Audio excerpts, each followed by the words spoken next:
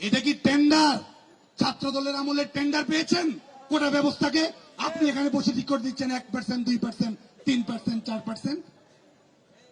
আওয়ামী লীগ সরকার, জনগণের নির্বাচিত সরকার, সুচিন্তিত ভাবে আলাপ আলোচনা করে বিচার বিভাগীয় পর্যবেক্ষণের আলোকে যেই সমস্যার সমাধান করবে, সেই সমস্যার সুচিন্তিত সমাধান না করে এই অবরোধ তৈরি করা, মানুষের জীবনকে দুর্বিষহ যন্ত্রণায় পরিণত করা বাংলাদেশের ছাত্র সমাজ কখনোই সমর্থন করে না।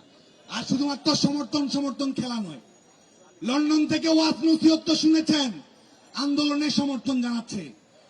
অথচ সেই কুখ্যাত তারেক জিয়া বিসিএস এ বাইয়া ক্যাডার চালু করেছিল।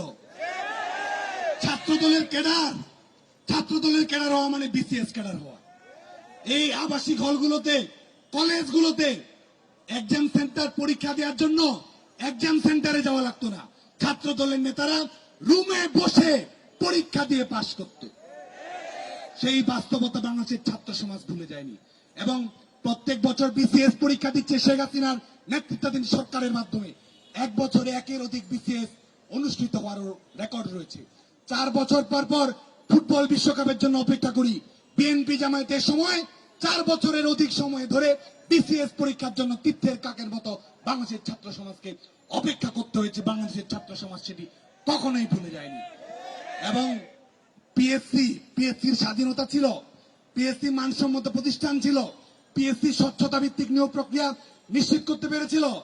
কারা বিসিএস ক্যাডার হবে সেই লিস্ট পিএসসি করত না, হাওয়া ভবন থেকে লিস্ট ধরিয়ে দিত পিএসসির কর্মকর্তাদের। এবং পিএসসি যারা সদস্য ছিল সব কজনই দুর্নীতিবাজ হিসেবে তত্ত্বাবধায়ক সরকারের আমলে প্রমাণিত হয়েছে। পিএসসির সদস্য যারা ছিল, পিএসসির এক চেয়ারম্যানের ড্রাইভারের ঘটনা তো ইতিমধ্যেই দেখেছেন। বিএনপি জামায়াতের আমলে দোর্দণ্ড প্রতাপে পিএসসির এই চেয়ারম্যান 5 বছর দায়িত্ব পালন করেছে। এর মধ্যে 24তম বিসিএস ছাত্রদের আন্দোলনের মুখে প্রশ্ন ফাঁস করার কারণে বাতিল করতে হয়েছে। 27তম বিসিএস এ নিয়োগ দিয়েছে, পরবর্তীতে বাতিল করতে হয়েছে। এবং তারা আজকে সমর্থন জানাচ্ছে, তারা মেধার কথা বলছে, যোগ্যতার কথা বলছে, স্বচ্ছতার কথা বলছে। এখানে যারা আছে, ডানে বামে যারা আছে, এমনকি শাহবাগেও যারা আছে, তারও তো বিসিএস প্রিলিমিনারি পরীক্ষা দেওয়ার যোগ্যতা আছে। তারা কোয়ালিফাই করেছে, স্নাতক কিংবা বিএ কিংবা ডিগ্রি পাস করেছে।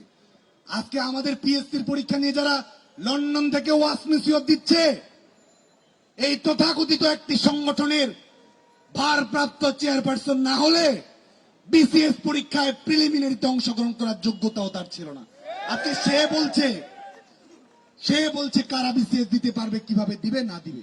আজকে বাংলাদেশের ছাত্র সমাজের পক্ষ থেকে এই সব রাজনৈতিক প্রপাগান্ডা এবং আন্দোলনের নামে এই সব তামাশা এবং ছাত্র সমাজের একটি যৌক্তিক দাবিকে অযৌক্তিক দিকে যারা পরিণত করতে চায় বাংলাদেশের ছাত্র সমাজ, তাদের বিরুদ্ধে সোচ্চার রয়েছে।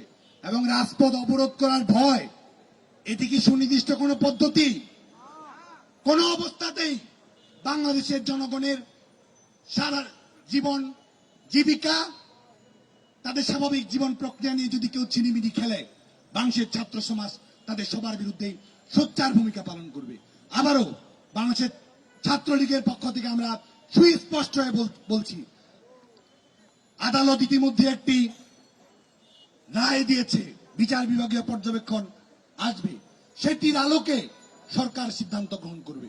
এবং বাংলাদেশের তারুণ্যকে, বাংলাদেশের 5 কোটি শিক্ষার্থীকে আমরা কথা দিতে চাই, মাননীয় প্রধানমন্ত্রী বঙ্গবন্ধু কন্যা দেশ স্বপ্ন শেখ হাসিনার সরকার কোটা সমস্যার একটি যৌক্তিক, ন্যায়সঙ্গত, ইনক্লুসিভ এবং যুগোপযোগী সংস্কার অবশ্যই সুনিশ্চিত করবে।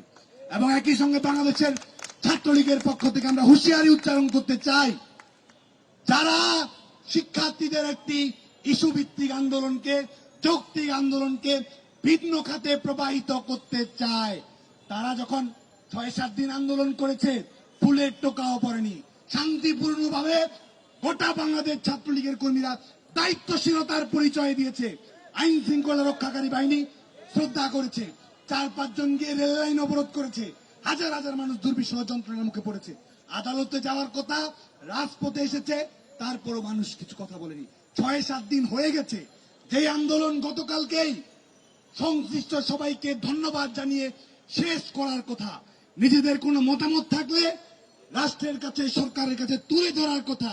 আবারও আজকে কিসের জন্য ব্লকেট দেওয়া হলো, আজকে আবারও কেন অবরোধ তৈরি করা হলো? তাহলে আজকে ছাত্র সমাজের কাছে প্রশ্ন রাখতে চাই, সবাই তো ছাত্রলীগ করে না, তাদের কাছেও প্রশ্ন রাখতে চাই। এই মুহূর্তে কোটা নেই, বিচার বিভাগ স্ট্যাটাস কো দিয়েছে, সরকারের 2018 সালে জারি করা প্রজ্ঞাপন এই মুহূর্তে সচল রয়েছে, বিচার বিভাগীয় পর্যবেক্ষণ চলছে। আওয়ামী লীগ সরকার বলছে আন্তরিক, তারপরও ব্লকেট যারা দেয় তাদের উদ্দেশ্য কি? তাদের উদ্দেশ্য কি কোটা সমস্যার সমাধান করা, নাকি কোটা কোটায় আন্দোলন করা? বাংলাদেশের ছাত্র সমাজ সেই বিষয়ে সুস্পষ্ট। বাংলাদেশের ছাত্র সমাজের কাছে তাদের এই বুক এবং মুখোশের পার্থক্য বাংলাদেশের ছাত্র সমাজের কাছে সুস্পষ্ট হয়েছে।